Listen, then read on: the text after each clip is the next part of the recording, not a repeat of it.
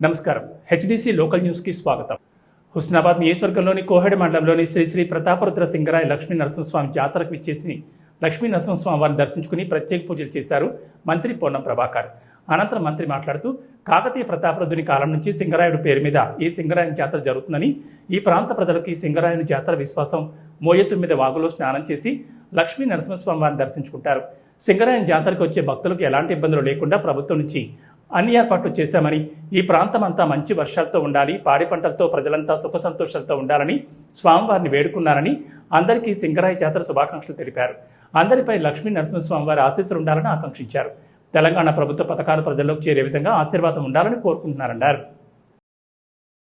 ప్రతాపరుద్రుని కాలంలో ఉన్నటువంటి సింగరాయ జాతర అప్పటి నుండి ఈ ప్రాంత ప్రజలందరికీ ఒక విశ్వాసం, నమ్మకం, భక్తి.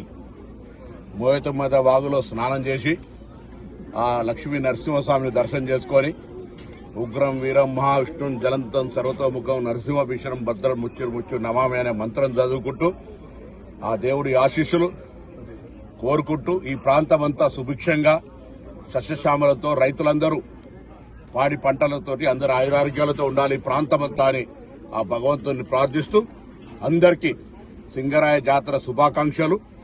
ఆ లక్ష్మీ నరసింహ ఆశీర్వచనం ఈ ప్రాంత ప్రజలందరిపై, అటు తెలంగాణ ప్రభుత్వంపై, తెలంగాణ ప్రభుత్వ పథకాలు ప్రజలకు చేరే విధంగా ఆశీర్వచనం ఇవ్వాలని ప్రార్థిస్తూ అందరికీ మరొక్కసారి సింగరాయ జాతర శుభాకాంక్షలు.